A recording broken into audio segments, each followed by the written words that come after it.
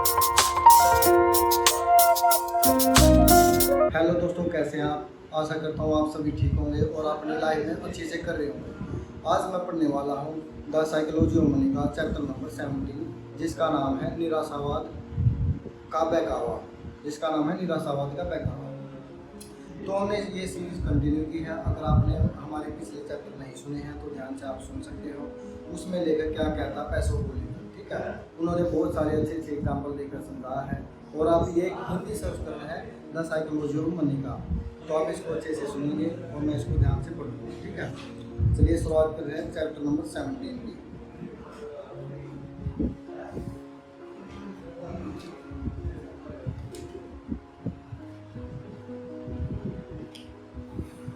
तो चलिए शुरू करते हैं चैप्टर नंबर 17, निराशावाद का बहकावा। आशावाद बिक्री के लिए की जाने वाली बातचीत जैसा सुनाई पड़ता है, निराशावाद किसी मदद करने वाले जैसा प्रतीत होता है।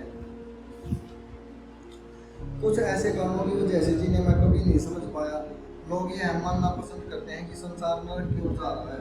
इतिहासकार डिएड्रे मैककोल्सी ने कही थी ये बात।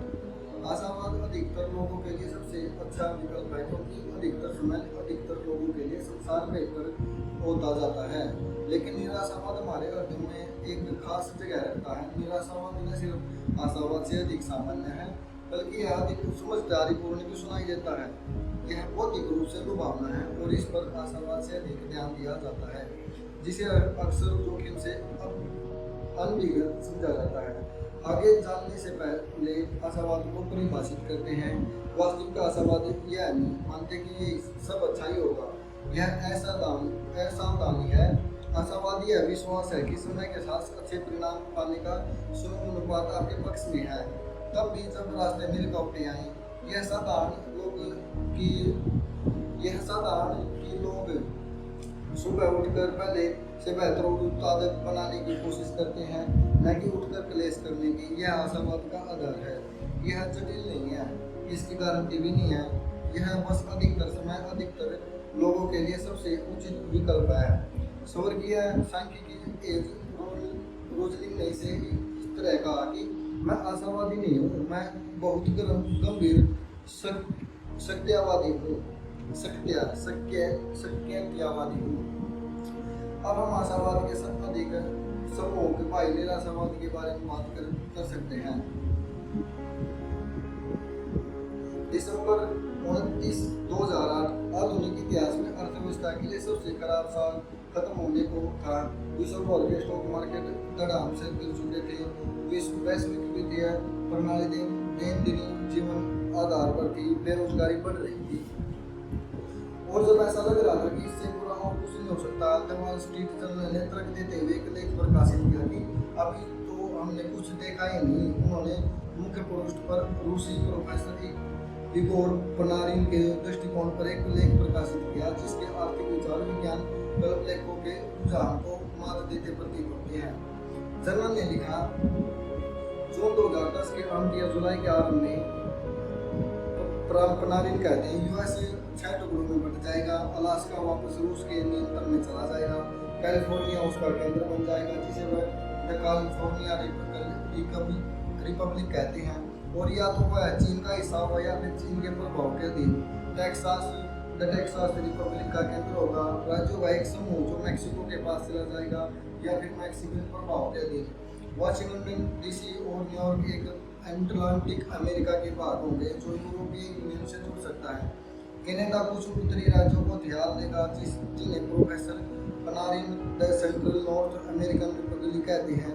हवाई उनके अनुसार जापान या चीन का सुरक्षित राज्य हो जाएगा और अलास्का वापस रूस में सम्मिलित हो जाएगा। यह किसी ऐसे मुल्क या सूचना पत्र का असंबद्ध लेख नहीं था, यह विश्व के सबसे प्रतिष्ठित वित्तीय समाचार पत्र का मुख्य पृष्ठ था। अर्थव्यवस्था के बारे में निराशावादी होने में कोई अर्थ नहीं, अंतर्भाषी होने में कोई भी अर्थ नहीं। इतिहास ऐसे देशों के उदाहरणों से भरा पड़ा जिन्होंने न सिर्फ मंदी देखी बल्कि विघटन का भी सामना किया। पनारिन के जैसी कहानियों का दिलचस्प बात यह है कि उनका ठीक विपरीत चौंका देने वाला आशावाद के पूर्व अनुमान को शायद इतनी गंभीरता से लिया जाता है जितना क़यामत के ईश्वर दूतों को। 1940 के दशक के अंत में जापान को ही लीजिए, द्वितीय विश्व युद्ध में पराजय से यह देश हर तरह से टूटा हुआ था, आर्थिक, औद्योगिक, सांस्कृतिक, सामाजिक रूप से भी। 1946 की भीषण ठंड के कारण अकाल पड़ने से भोजन दिन प्रति व्यक्ति 800 से कैलोरी तक सीमित हो गया था। सोचिए अगर इस समय के दौरान किसी जापानी अकादमिस्ट ने ऐसा लेख लिखा होता तो कहता, आप सब हौसला रखिए, हमारे जीवन काल में हमारी अर्थव्यवस्था उसके लगभग 15 गुना बढ़ेगी जितनी आयु से पहले थी। हमारी आयु संभवतः लगभग दुगनी हो जाएगी। हमारा स्टॉक मार्केट ऐसे प्रतिफल उत्पन्न करेगा जैसा इतिहास में शायद ही किसी देश ने देखा हो। हम 40 वर्ष से अधिक तक बेरोजगारी को 6% से ऊपर बढ़ता नहीं देखेंगे। हम इलेक्ट्रॉनिक नवाचार और परमति के प्रणाली में विश्व नेता बन जाएंगे। शीघ्र ही हम इतने समर्थ हो जाएंगे कि हम यूनाइटेड स्टेट्स में कुछ सबसे बहुमूल्य रियल एस्टेट के मालिक होंगे। अमेरिकी हमारे सबसे निकट मित्र होंगे और वे हमारे आर्थिक परिज्ञान का अनुकरण करने की कोशिश करेंगे। उनका तुरंत मजाक उड़ाया गया होता और उन्होंने अपना इलाज करवाने की सलाह दी गई होती। ध्यान रखिए कि ऊपर दिया गया विवरण ठीक वही है जो जापान में युद्ध के बाद पहली वाली पीढ़ी के समय वाकई में हुआ, लेकिन पनारिन का ठीक विपरीत पूर्व अनुमान इतना बेतुक प्रतीत हुआ जितना क़यामत का पूर्व अनुमान नहीं होता। निराशावाद आशावाद से अधिक समझदारीपूर्ण और संभव सुनाई पड़ता है। किसी से यह कहकर देखें कि सब अच्छा हो जाएगा और वे संभवतः या तो आपको नजरअंदाज कर देंगे या फिर शक की निगाह से देखेंगे। किसी से यह कहकर देखें कि वे खतरे में हैं और उनका पूरा ध्यान आपकी ओर होगा। अगर कोई समझदार व्यक्ति मुझसे यह कहे कि एक स्टॉक जो अगले 10 वर्षों तक 10 गुना बढ़ने वाला है, मैं तुरंत उन्हें बेउदगी से पूर्ण करार दूंगा। अगर कोई बेउदगी से पूर्ण व्यक्ति मुझसे यह कहे कि स्टॉक मेरे पास है, वह धराशायी होने वाला है क्योंकि यह कोई लेखांकन धोखाधड़ी है, इसमें तुरंत समय निकालकर उसके हर शब्द को सुनूंगा। मान लीजिए कि कोई मंदी होने वाली है और समाचार पत्र वाले आपको बुलाएं और कह दीजिए कि हम औसत मंदी की ओर अग्रसर हैं, कोई अधिक ध्यान नहीं देगा। कह दीजिए कि हम अगली महामंदी के निकट हैं, आप तुरंत ही टीवी पर होंगे, लेकिन यह कहकर देखें कि अच्छा समाने वाला है, मार्केट आराम से चल सकती है और किसी कंपनी में विशाल क्षमता विकसित है और विवरणकार और सट्टेबाज एक आवाज में प्रतिक्रिया देंगे, या तो कोई आप सेल्समैन है या फिर जोखिमों से बिल्कुल अनजान। निवेश सूचना पत्र उद्योग यह सालों से जानता है और अब क़यामत के स्वर्गदूतों से भरा पड़ा है। ऐसे माहौल में क्रियाशील होने के बावजूद जहां स्टॉक मार्केट पिछली सदी में 17,000 गुना ऊपर गया, यह वित्त के अलावा भी सच है। मैट रिडले ने अपनी किताब द रसेल ऑप्टिमिस्ट में लिखा, निराशावाद के नगाड़े की निरंतर आवाज आमतौर पर हर विजय के गीत को डुबा देती है। यदि आप कहें कि संसार बेहतर होता जा रहा है, आपको अनुभवहीन और संवेदन सुनने का आ जाएगा। अगर आप यह कहें कि संसार बेहतर होता ही जाएगा तो आपको पागल समझा जाएगा। दूसरी तरफ अगर आप यह कहें कि विनाश निकट है, आप मैकऑर्थन जीनियस अवार्ड या नोबेल शांति पुरस्कार पाने की आशा कर सकते हैं। मेरे अपने खुद के वयस्क जीवन काल में निराशावाद के प्रचलित कारण बदलते रहे, लेकिन निराशावाद अचल रहा। तो हर उस समूह में जिनसे मैंने पूछा, लोगों का मानना था कि संसार उससे अधिक भयावह, हिंसात्मक और अधिक आशाहीन है। संक्षेप में अधिक नाटकीय जितना यह वास्तविक में है। रोजलिंग ने अपनी किताब फैक्टफुलनेस में लिखा, जब आप यह समझ जाते हैं कि एक जीवन काल में मनुष्य कितनी प्रगति कर सकते हैं, आर्थिक विकास से लेकर मेडिकल खोज, स्टॉक मार्केट लाभ और सामाजिक समानता तक, आप सोचेंगे कि आशावाद को निराशावाद से अधिक ध्यान खींचना चाहिए। और फिर भी निराशावाद का भौतिक मोह सदियों से जाना जाता आ रहा है। जॉन स्टुअर्ट मिल ने 1840 में लिखा, मैंने गौर किया कि वह व्यक्ति जो दूसरों के निराश होने पर भी आशा रखे, उसके बजाय उस व्यक्ति को साधु की तरफ पूजा जाता जो दूसरों के आशावान होने पर भी निराशावादी हो। प्रश्न यह है कि आखिर क्यों यह धन के बारे में हमारी सोच को कैसे प्रभावित करता है। तो इस आधार पर वाक्य को दोहराते हुए कहते हैं कि कोई भी मूर्ख नहीं है, पैसे के मामले में निराशावाद के सम्मोहक होने के ठोस कारण है, और वे क्या है यह जानने से इसमें मदद मिलती है कि हम उन्हें बहुत दूर तक नहीं जाएं। इसका कुछ भाग स्वाभाविक और अपरिहार्य है। कम मैन के अनुसार हानि से असीमित प्रतिकूलता एक विकास ढाल है। वे लिखते हैं एक दूसरे के साथ सीधे तुलना करने पर हानि लाभ से अधिक बड़ी दिखाई देती है। सकारात्मक और नकारात्मक अपेक्षाओं और अनुभवों के बल के बीच कि इस असीमित का एक विकासमूलक इतिहास है। वे जीव को जो खतरों को मौकों के मुकाबले अधिक अविलंबनीय रूप से देखते हैं, उन्हें जीवित रहने और प्रजनन करने की संभावना अधिक होती है। लेकिन कुछ और भी बातें हैं जो इनके निराशावाद को आशावाद की तुलना में अधिक सरल और सामान्य और विश्वासप्रद बना देती हैं। एक यह है कि धन सर्वात्मक है, इसलिए कुछ भी बुरा घटता है तो वह सबको प्रभावित करता है और सभी का ध्यान अपनी ओर खींचता है। यही बात मौसम के लिए लागू नहीं होती। फ्लोरिडा पर घर गिर कर आने वाला कोई तूफान 92% अमेरिका को सीधे प्रभावित नहीं करता, लेकिन अर्थव्यवस्था पर गिर कर आने वाली मंदी हर एक व्यक्ति को प्रभावित करती है, आपको भी।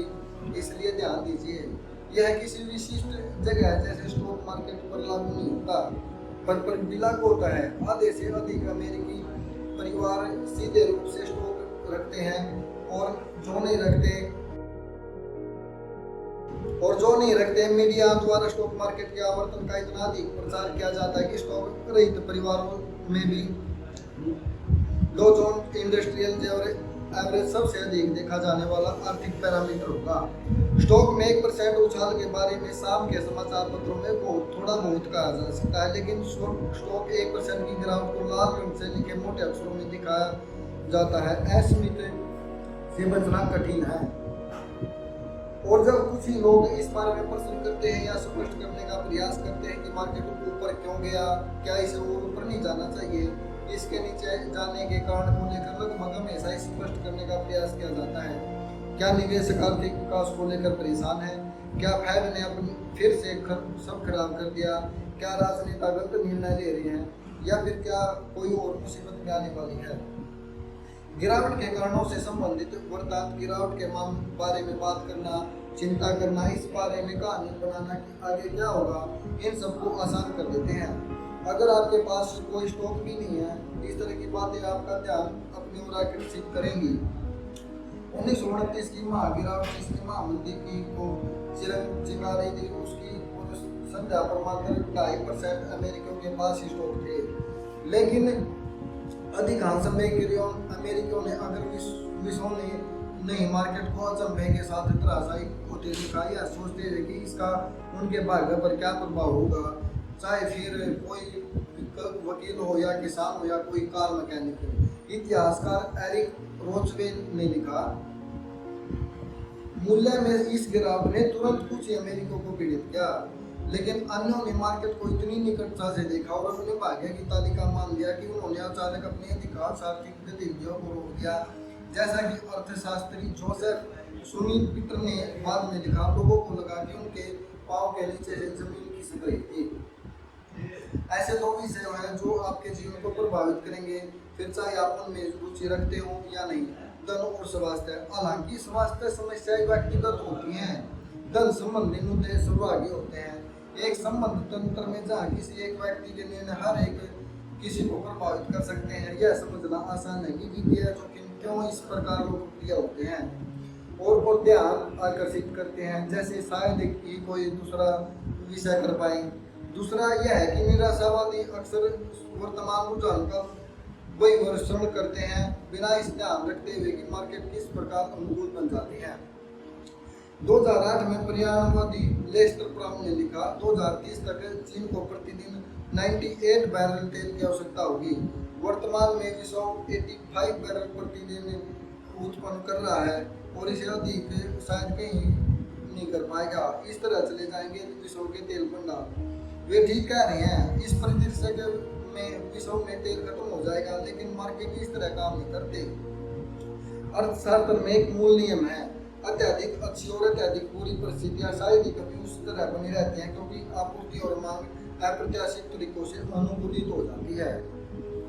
देखिए ब्राउन के अनुमान के बाद तेल का क्या हुआ।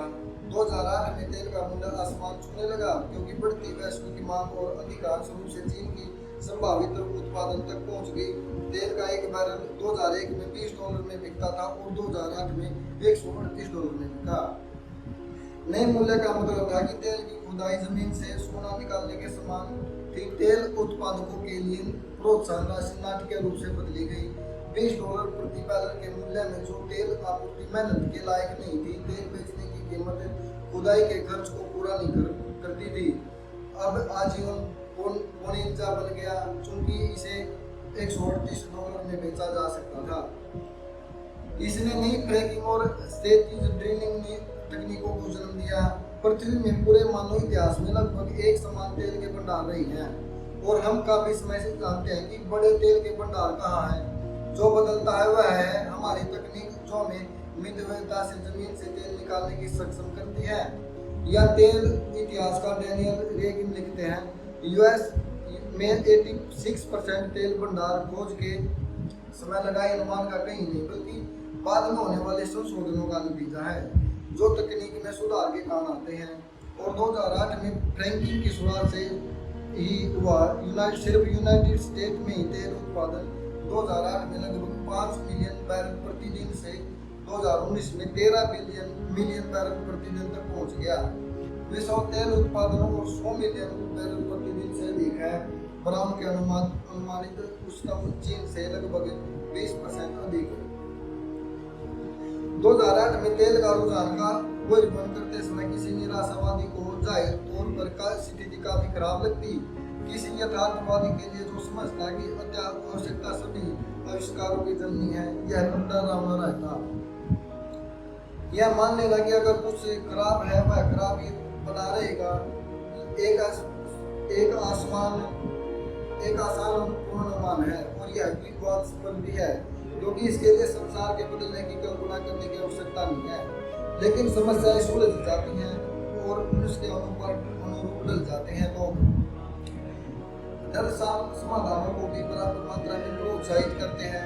यह आर्थिक इतिहास का एक सामान्य कथानक है जिसे वे निराशावादी आसानी से भुला देते हैं, जो रेखीय पूर्वानुमान लगाते हैं। तीसरा यह है कि प्रगति इतना धीरे होती है कि उसे देखा भी न जा सके, लेकिन असफलता इतनी तेजी से होती है कि उसे अनदेखा नहीं किया जा सकता। बहुत सी रात्रि पर घटनाएं होती है, लेकिन शायद ही कोई चमत्कार हुए हों। 5 जनवरी 1889 को फ्री प्रेस ने मनुष्य के चिड़िया की तरह उड़ने की हमेशा के सपने को चकनाचूर कर दिया। विमान समाचार पत्र ने लिखा, असंभव प्रतीत होते हैं। एक उड़ने वाली मशीन का न्यूनतम संभव वजन आवश्यक ईंधन और इंजीनियर से 300 या 400 पाउंड से कम नहीं हो सकता, लेकिन वजन की एक निचली सीमा है जो निश्चित रूप से 50 पाउंड से अधिक नहीं है, जिसके आगे किसी भी जीव के लिए उड़ना असंभव है। प्रकृति इस सीमा पर पहुंच चुकी है और अपने अधिकतम प्रयास के बाद भी इससे आगे नहीं जा सकी। 6 महीने बाद एरिवल राइट ने घर के पिछवाड़े में अपनी भाई विल्बर की प्रिंटिंग प्रेस बनाने की मदद करने के लिए एक हाई स्कूल छोड़ दिया। यह इन भाइयों का पहला संयुक्त आविष्कार था जो उनका अंतिम नहीं होने वाला था। यदि आपको 20वीं सदी के सबसे महत्वपूर्ण आविष्कारों की सूची बनानी है तो विमान कम से कम सिर्फ 5 में होगा। अगर नंबर 1 पर नहीं तो विमान ने सब कुछ बदल कर रख दिया। इसने विश्व युद्ध शुरू किए, इसने विश्व युद्ध खत्म भी किए, इसने शहर और गांव, समुद्र और देशों के बीच फासले को तय करते हुए विश्व को जोड़ा। लेकिन पहला विमान बनाने की राइट ब्रदर्स की कहानी में एक दिलचस्प मोड़ भी है। उनके उड़ान का सफलता प्राप्त करने के बाद किसी ने भी अधिक ध्यान नहीं दिया, किसी ने कोई खास परवाह नहीं की। फ्रेडरिक लुइस एलन ने 1952 में अमेरिकी इतिहास की अपनी किताब में लिखा, जब तक लोग यह समझ पाते कि राइट ब्रदर्स आखिर कर क्या रहे थे, कई साल बीत चुके थे। लोग इस बात से इतना आश्वस्त थे कि उड़ाना संभव है। अधिकतर लोग जिन्होंने 1905 में डैटन में ओहियो में विमान उड़ाते देखा, उन्होंने मान लिया कि यह कोई तुच्छ चाल है या कुछ ऐसे जैसे कि आज लोग मानसिक दूरसंचार के प्रदर्शन को समझेंगे। वहीं 1908 में जाकर उनकी पहली उड़ान के लगभग 4.5 साल बाद अनुभवी पत्रकारों को यह देखने भेजा गया कि वे क्या कर रहे थे। अनुभवी संपादकों ने इन पत्रकारों के उत्साहपूर्ण प्रेषणों की पूरी कुशलता दी और संसार इस तथ्य से अवगत हुआ कि मानव उड़ान सफलतापूर्वक की जा चुकी है। विमान के आश्चर्य को समझने के बाद भी लोग सालों तक इसे कम ही आंकते रहे। पहले इसे मुख्य रूप से एक सैन्य हथियार के रूप में देखा गया, फिर अमीरों के खिलौनों की तरह, फिर शायद कुछ लोगों के लिए परिवहन के लिए प्रयोग किया गया। द वॉशिंगटन पोस्ट ने 1909 में लिखा, कमर्शियल एरियल फाइटर जैसी कभी कोई चीज नहीं रही होगी। फ्लाइट इसी तरह अपना धीमा वजन धैर्यवान पृथ्वी पर घसीटता रहेगा। 5 महीने बाद पहले कार्गो विमान ने उड़ान भरी। अब जरा इस धीमी कई वर्षों तक विमान के बारे में आश्वासन होने की जागृति की तुलना इससे के कि लोग कितना जल्दी निराशावादी के चालकों की बातों में आ जाते हैं, जैसे कोई कॉर्पोरेट दिवालियापन या कोई बड़ा युद्ध या कोई विमान दुर्घटना।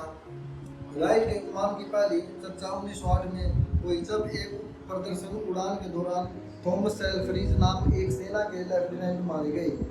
विकास कंपाउंडिंग द्वारा संचालित होता है, जिसमें हमेशा समय लगता है। विनाश असफलता के एक बिंदु से संचालित होता है, जो कुछ ही क्षणों में हो सकता है, और आत्मविश्वास का खो जाना वह भी एक पल में हो सकता है।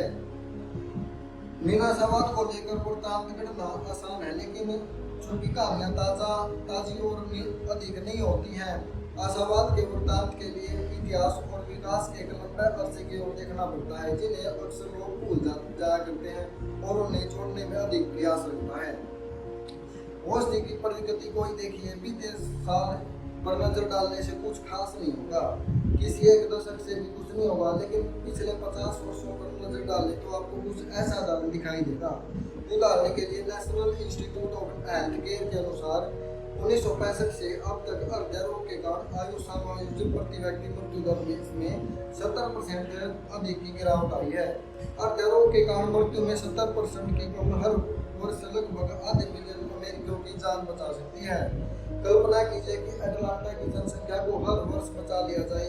चूंकि यह प्रगति बहुत धीरे धीरे हुई, यह इतना ध्यान आकर्षित नहीं करती जितना तेजी से होने वाले विनाश या आतंकवाद जैसी विमान दुर्घटना या फिर प्राकृतिक आपदाएं।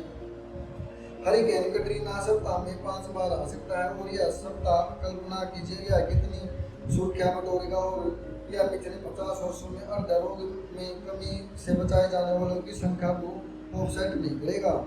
यह व्यवसाय में भी लागू होता है, जहाँ यह समझ में वर्षों लग जाते हैं। कोई भी उत्पाद या कंपनी कितनी महत्वपूर्ण है, लेकिन असफलताएं रातों रात हो जाती हैं। और स्टॉक मार्केट में जहाँ 6 महीने में हुई 40% की गिरावट कांग्रेस की जांच का कारण बन जाती है, लेकिन 6 वर्षों के अंतराल में हुआ 140% वाला दोस्त तक अनदेखा रह जाता है। और करियर में जहाँ प्रतिष्ठा बनाने के लिए पूरा दिन लग जाता है और नष्ट होने के लिए मात्र एक ईमेल। निराशावाद का एक छोटा सा घाव पर बल बना रहता है और आशावाद का मजबूत खिंचाव अनदेखा रह जाता है। यह इस किताब में पहले दिए गए महत्वपूर्ण बिंदुओं को रेखांकित करता है। निवेश में आपको सफलता के मूल्य को पहचानना आवश्यक है। विकास की लंबी पृष्ठभूमि के पीछे अस्थिरता और हानि और इसे चुकाने की सदिच्छा। 2004 में द न्यूयॉर्क टाइम्स ने स्टीफन हॉकिंग का इंटरव्यू किया।